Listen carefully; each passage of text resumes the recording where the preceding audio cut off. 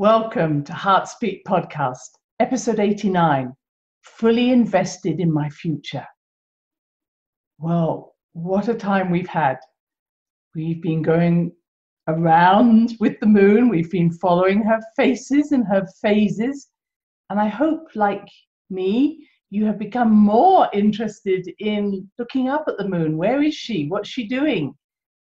And this will be the last of our lunar phase podcasts, because I now want to focus on different aspects. I want to work with Earth mysteries. I want to work with our multidimensional selves.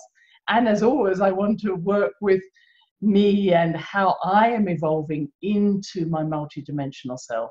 What do I need to change? And I'm with you for this ride. So the podcast will now move into a weekly session as I see it moving forward. But I really hope that you will continue to watch the moon's phases and to understand how they influence you, me, all of us in the world. It's been interesting in this balsamic moon phase. I have become more introspective, more reflective. I've had more dreams. I've had feelings that I'm ready to make changes, things that I'm letting go of, things that I'm moving into. And that's very typical of that balsamic moon, moving into that dark moon. So I'm ready to let go of things that I am releasing. They may be old emotions, they may be old relationships, they may be old projects. And it's this idea that we can every month release that which is no longer in harmony with our soul, no longer the path we're choosing to take. Doesn't mean it was ever wrong. It's just like, okay, done that, been there, done that, got the t-shirt, and now I'm maybe flowing in a new direction. And that very much came to mind when I was doing the starship meditation myself. I hope you enjoyed that. I saw that there was a level, a couple of petals there that I had not really explored. Many of the petals on one level I had explored, but I saw that the arrow that I talked about was not pointing to the area where these petals were still unfurled and not seen so clearly. And I thought, I'm going to pay attention to that. So I moved my arrow, not mentally, but consciously, to saying, I choose, which is my mantra, I choose to live fully my life during this incarnation. I wish to express my soul fully onto this earth during this incarnation. That's all I ever say as my mantra. And I saw that once my heart resonated with that truth, I wish to live fully in this incarnation as true to my soul as I can. I saw that the arrow moved to these areas of my petals that I was shown on my starship. These petals that as yet were still dim or in the shadows. And it actually was exciting. It was a sense of, yes, there's something there that I really want to work with. I hope that's making sense to you. Maybe you also saw some of your petals that were either a little dim or still furled, still curled up, or maybe in the shadows. And as I saw in my petals, my starship, some of these were on different levels. So I saw there were many layers to my flower, and almost when I saw one petal, I saw many petals behind it. That's what I'm trying to say there. Does that make sense? Excuse me. It's not always that you have to unfurl all the petals. What we want to do is to understand that our flower is like a spiral. And so when we focus on one petal, let's say mine, as I looked at it, was at the 12 o'clock position. I was actually focusing on all the petals of any past life, future life that I might ever have had that were at that level. Does that make sense? So when people talk about a past life, that past life recognition, consciousness that we have, I know a past life that I have. What you're really saying is, I've come around that spiral again to that same point, and that's why I'm paying attention to it. So whatever we see as a past life is only being brought into our consciousness in the now because it's relevant. So it's not about that this was a past life that we need to know and explore. It's a petal that has appeared in many of our lives. And in that petal is one of my subpersonalities or one of my value systems. I'm saying it's not necessarily a subpersonality as in something that I'd even call a personality. It's almost a phase of who Christine is that I haven't paid enough attention to. It's like, oh yeah, there's that idea that Christine wants to spend more time at, but I haven't made this time for it. Or it may be something that you used to do as a child, but you put aside because you didn't have time or it was childish. So what we call a subpersonality is really a part of my dream, a part of my blueprint that I'm saying, yes, that does interest me, that does excite me, and I've become distracted from it. Or now's the time I'm ready to pay attention to it. I hope that's making sense to you. So that if you may be having dreams, or you may be having doing meditations like the ones we do together, and you're saying, oh, there's an area I really need to pay attention to. And it may be a part of you that is going to bring something into the world. And I'm saying this very carefully, but remember, whatever you bring to the world, you're also bringing to yourself. So, you know, let's say you're thinking of writing a book. That aspect of you is the writer, the author, that is waiting to be seen in the world. But you might be telling everybody, oh, I'm writing this book for the world needs the book. Maybe the world does need the book, but it's actually you that needs to be the author and put the book out into the world, i.e. your words need to get out there. And as with everything I know, it's not about the author. How can I put it? Sometimes we get lost in a kind of a common belief system, a structure by which we say, oh, I put the book into the world, I wrote a book. But once I'm always saying is, and how did that book writing change you? Not just the fact that you published a book. What was it about the process that helped you as a spiritual human being become more whole?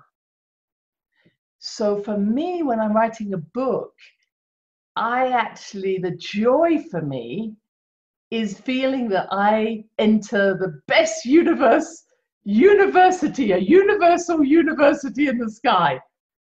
It's as if I go to the best place of learning ever, because it's as if I'm surrounded by beings, colleagues, peers, and we're all discussing a subject.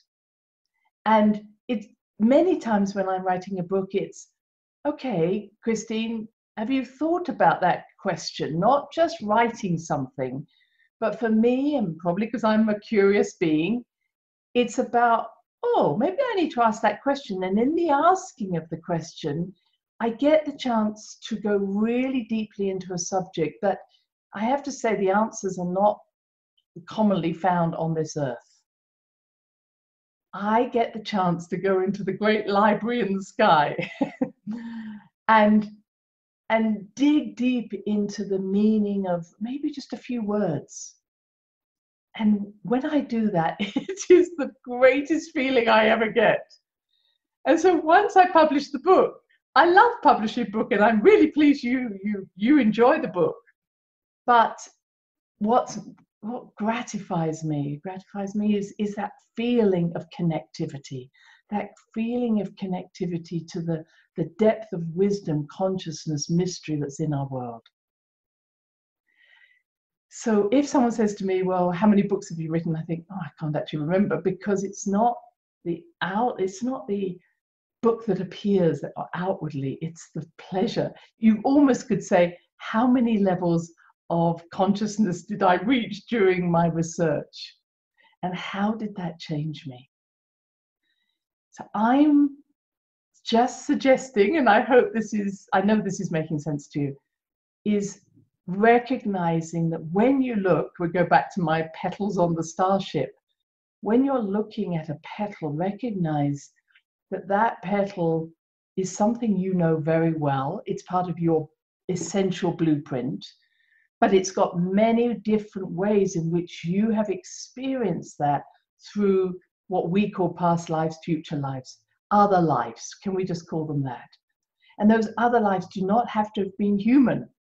Wow, I'm really stretching you today. So you may say, well, when I was experiencing this petal, I wasn't here on this planet, or I wasn't here in this universe, or I wasn't here in a human form. And it's not, how can I say again, don't get lost in the form that you took. The form was appropriate to where you were having this experience. We take on different forms in order to have the experience. In other words, and again, I know I'm speaking quite mystically, but we are in the dark moon phase. When someone describes someone who's an ET, and we are all ETs essentially, but when someone describes an ET, they say, oh, they have two eyes, a nose, and a mouth. And I just laugh, because that setting, us having our eyes as they are, where we have binocular vision, our eyes are spaced in a certain place that when the two visions that come through our eyes come together, we create what we consider a 3D world. We have two ears, which somewhat do the same. We have a mouth that can speak, etc. And we have an ability through our nose and our mouth to take oxygen in and put carbon dioxide out. But if we didn't live in this atmosphere, if we didn't live in this particular format, we wouldn't have two eyes, a nose, and a mouth. So it makes no sense to me, unless we are saying that any planet that any ET has come from is exactly the same as ours, we wouldn't need the same format. We wouldn't need to have what we have. And I recently put a post up on Facebook, some of you may have seen it, where they found that a hummingbird has one more, what we call a color cone in its retina. In other words, it can see ultraviolet and then combinations of ultraviolet. And this is us. We need to get beyond our relatively limited small spectrum through which we see and which we hear. And I think you can understand, as I'm saying this, is everything that's coming up at the moment about someone's color, someone's race, someone's culture is absolutely true. And we are all saying, I am more than that. Doesn't mean that that isn't. Again, I'm wanting to say it's really important that we have equality, we have equal opportunities, we do not abuse anybody, we respect everybody. But imagine that everybody we saw were through the eyes of the hummingbird. We saw everybody's ultraviolet and the multiple colors. And when I'm swimming with the whales and the dolphins, they have a range of hearing far outside our human range. But no, we say, oh, well, it's only the sounds that we can hear are relevant. No, actually, the fact that we can't hear them or we can't see something does not make it irrelevant. And we need to grow up.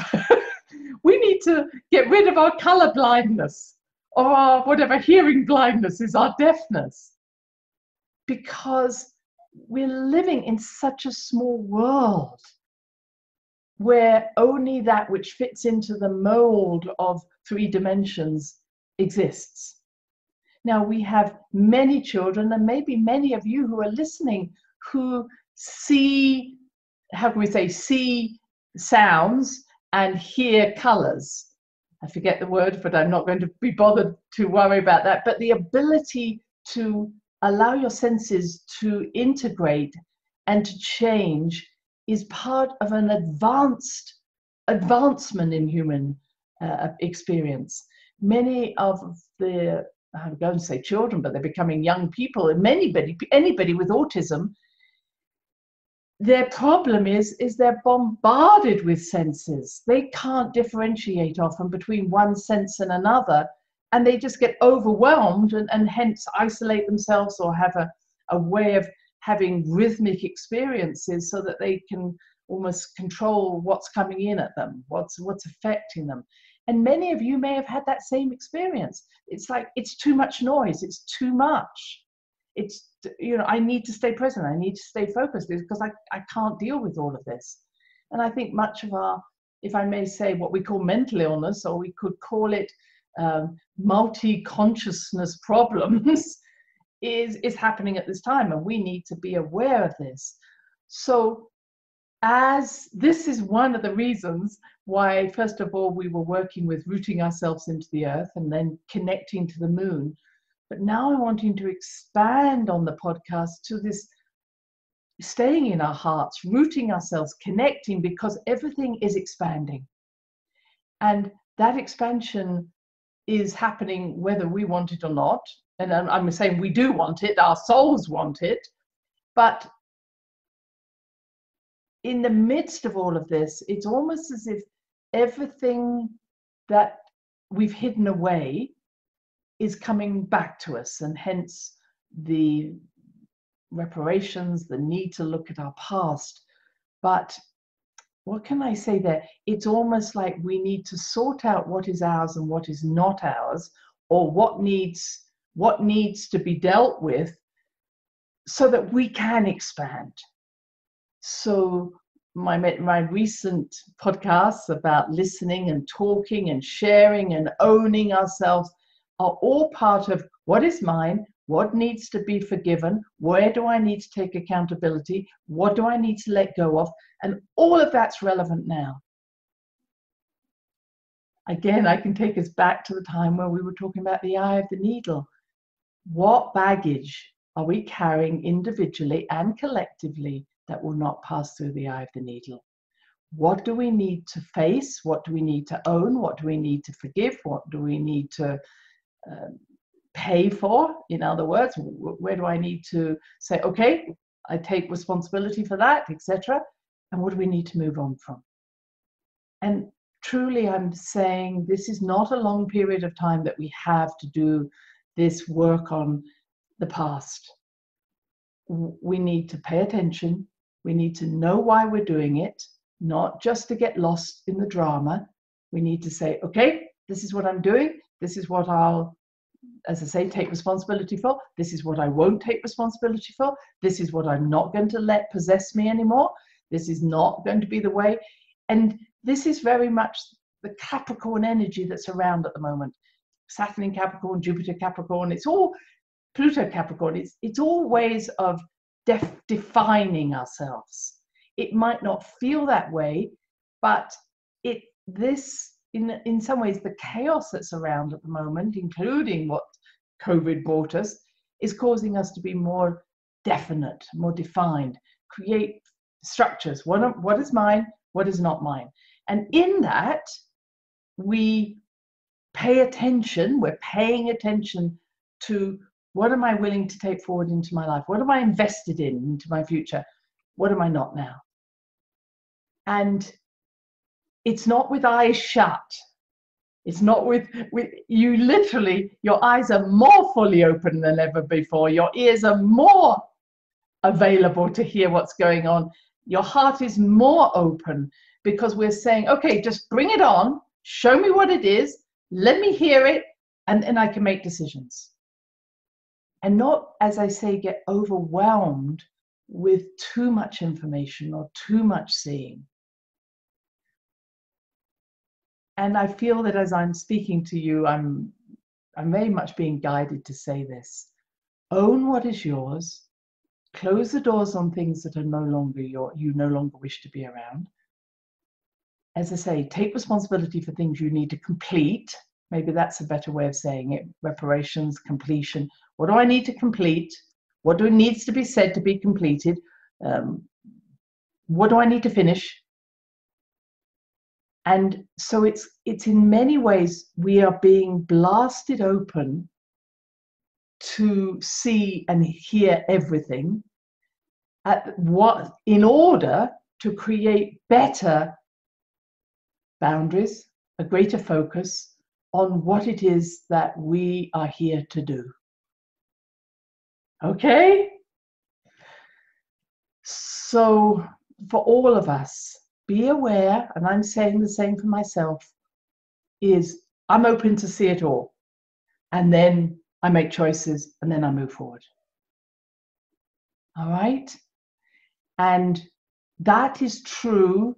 Coming back to my petals, my past lives, it really is a case of saying, let me see everything. Let me see all the options available to me. Let me take from that what is unfinished. What did I promise to do in this life? Where am I not? Where am I hiding? Where am I rebelling? Where am I not wanting to be on this planet? I gotta say, don't waste time. If you could see yourself from the end of this life and looking back, where would you have regret? I meet amazing people in my life. I'm very blessed. I'm very honored. And I meet amazing people who are sabotaging their own life. They're asking, sometimes asking too many questions, and sometimes waiting, and sometimes creating conditions. When this has happened, then I'll. And sometimes making too many excuses. All throat chakra. Throat chakra is beautiful, it's wonderful, it's expressive, but boy, our stubbornness, our unwillingness to listen to ourselves, our unwillingness to listen to our hearts, our mind becomes stronger than our heart. It shouldn't be that way. Our heart should come first. Our mind should be the one that takes the idea and creates a structure out of it, not the other way around. We create the structure and then our heart isn't heard. If there's a part of you or me that is not listening to our heart, not listening to the nurturing of our soul, not following what we came here to do, and we hear ourselves making excuses, oh, well, if I had more time of this and this and this, all we can say is, I will love the part of me that's stubborn. I love the part of me that's made excuses, but enough already. Because now is the time. So here we are, we have an eclipse on this new moon. We're in annular eclipse. We also at the solstice. If you're in the northern hemisphere, it's a summer solstice, and southern hemisphere, it's winter solstice. But a solstice is a tipping point.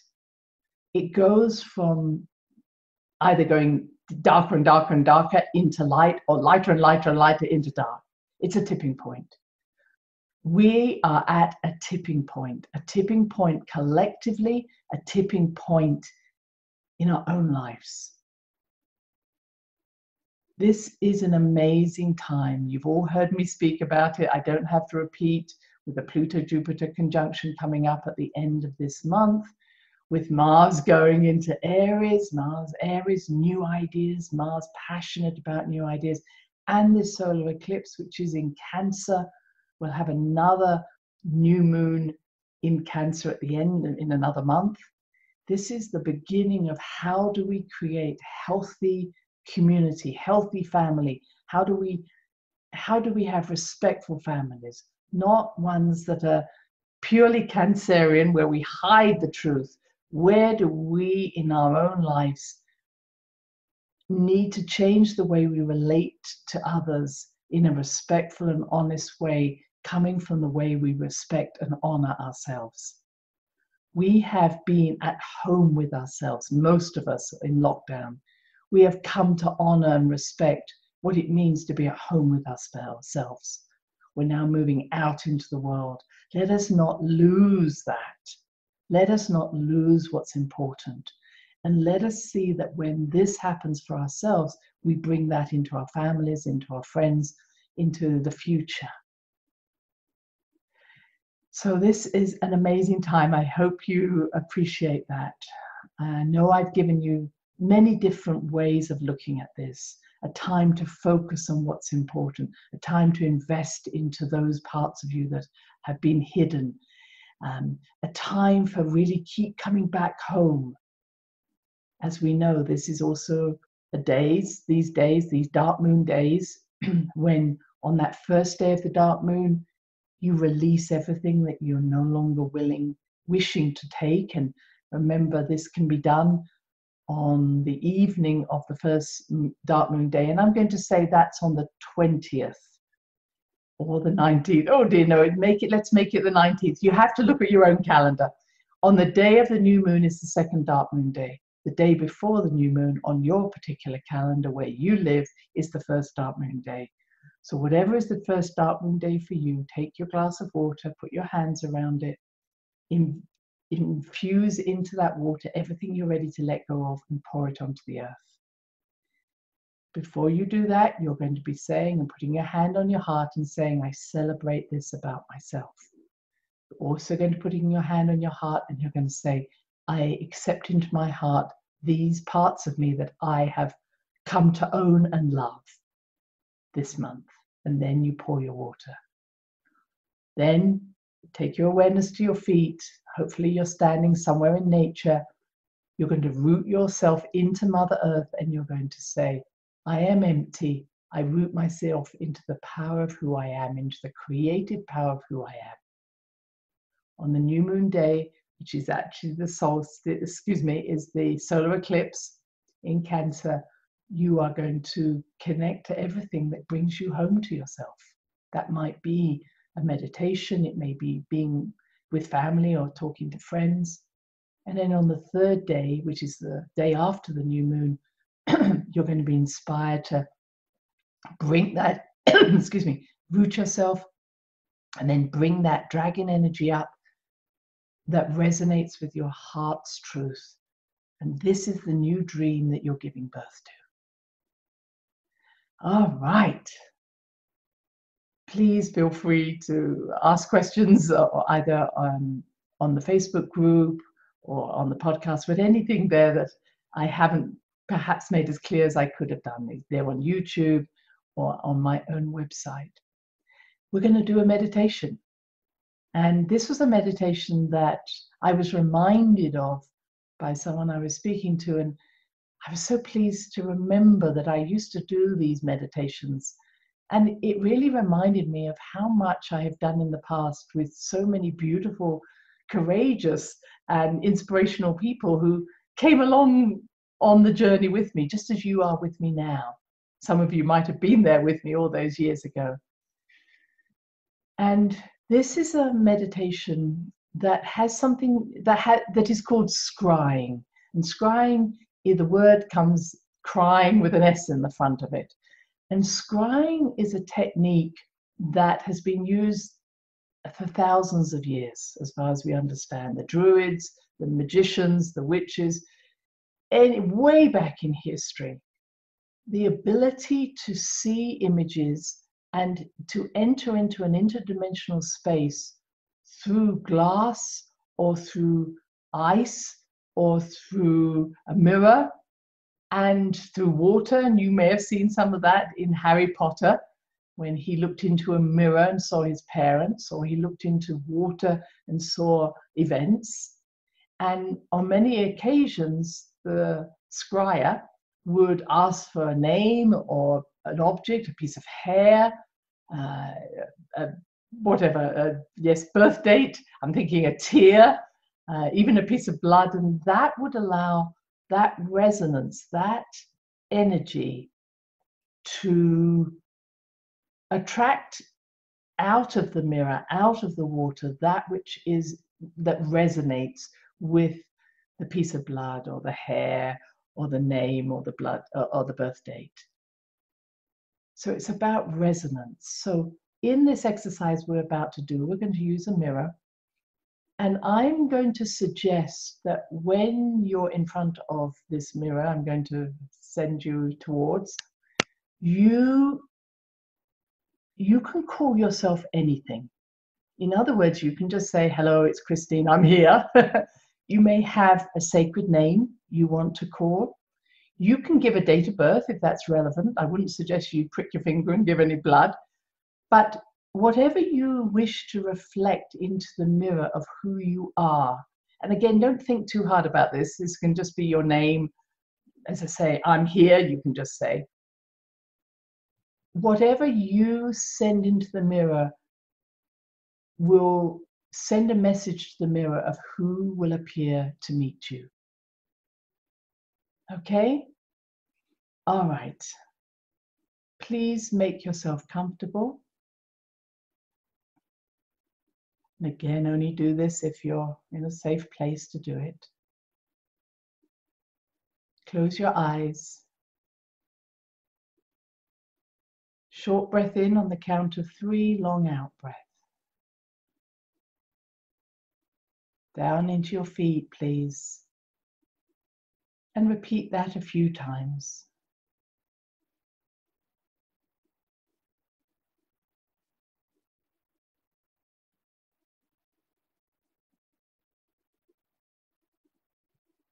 And as you take your awareness to your heart chakra, center of your chest, please be very aware of tapping into that innocence, that nothingness, out of your mind into your inner sense.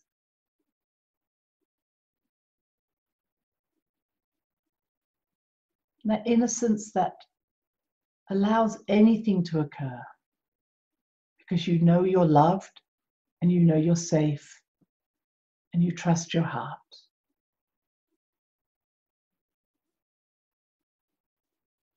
Now, through your heart, see yourself in a place in nature. And in this place in nature, there is an opening in front of you. Please become aware of where you are in nature, whether it's by water, in a forest, in your garden. But it's a place you feel very comfortable.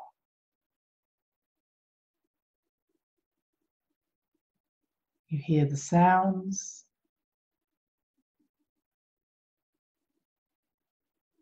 Smell the air. See the colors.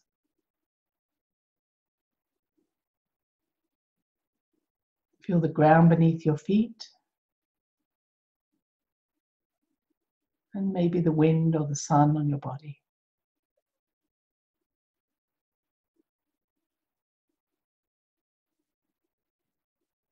And now as you look in one particular direction, whatever your choice is, you're surprised to see that there is a mist in front of you.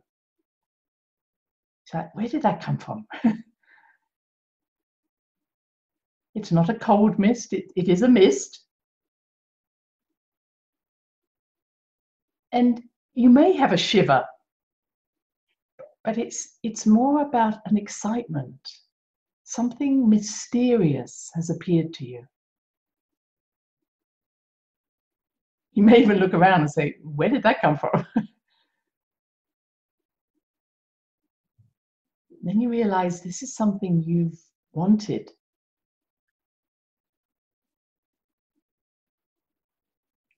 And this is the time to call into the mist. Say, I am here, I am, and name yourself or give your date of birth, whatever it is you want to say into the mist.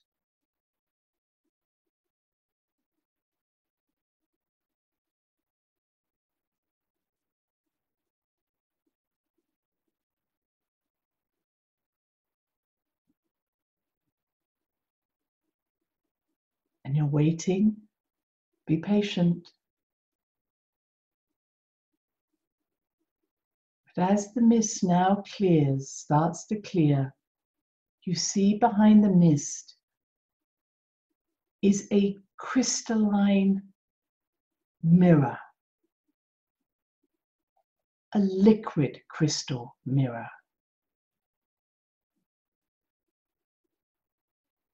It's as if the mirror itself is not fully formed, it's moving.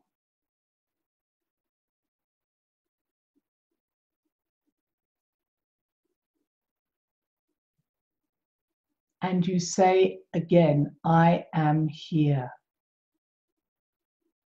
Let me meet you.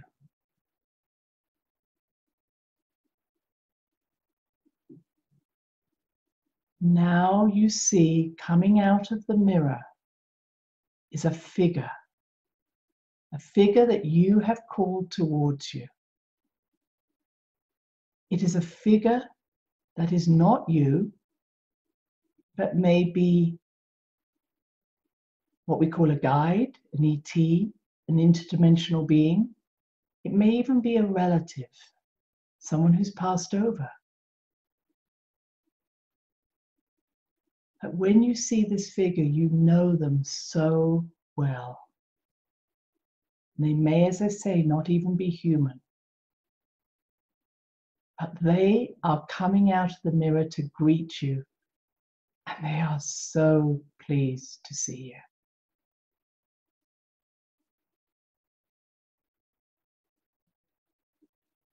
Now, for some of you, you may have more than one figure. But there is one spokesperson, one person at the front. Just hear them.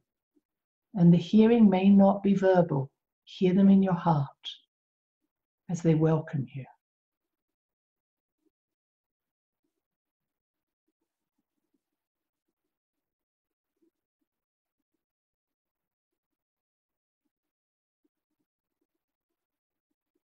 Feel what it's like to be heard and seen and known in that way.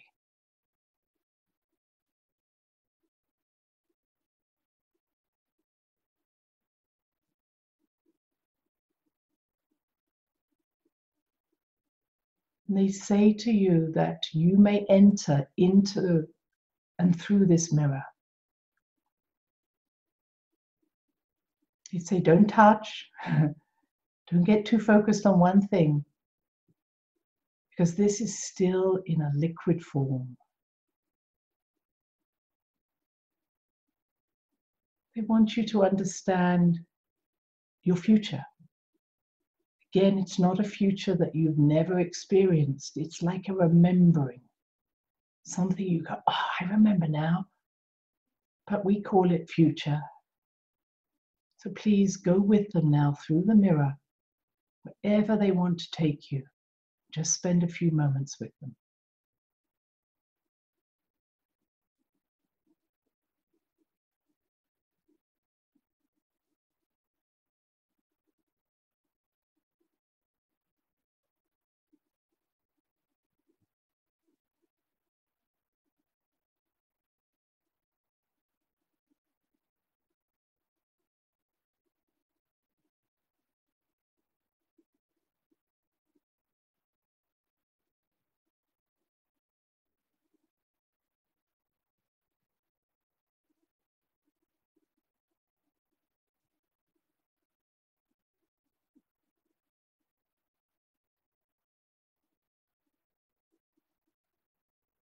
Now please to come back to the mirror surface.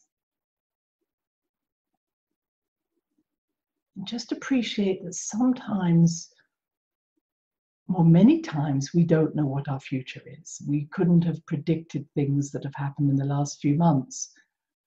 So our need to identify, to control, to understand often limits our potential.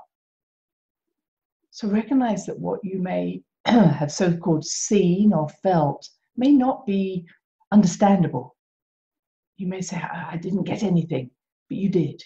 Just believe me. Your heart was open, your mind was open.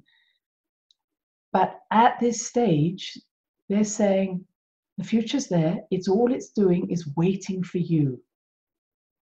Waiting for us as we all agree to release old baggage, release ourselves from old stories. But they are very willing to give you something to help you on that first step, or maybe to help you to let go of something that is blocking that first step. So just for a moment, either hear or see as they offer you some wisdom as to how to take those next few steps.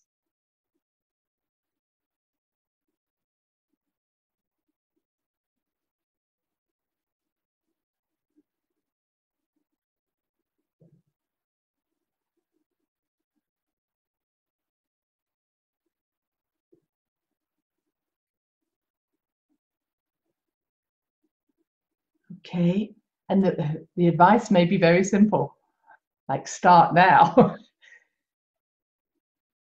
And as you step out of the mirror and back into the beautiful place of nature,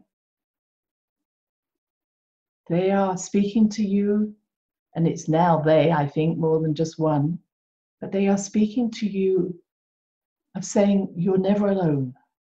We are with you, unlike any other time in your life. You are never alone. But we cannot help you if you choose to follow your throat chakra, to hold back, to be stubborn. Again, no judgment, it's your free will. That's where will comes through our throat chakra. So ask them to help you in whatever ways that you may need if you get stuck. And they may show you now a symbol or a signal of their presence, or how to get back to this place, how to come home to yourself, your truth. Just let them show you or tell you how that's going to happen.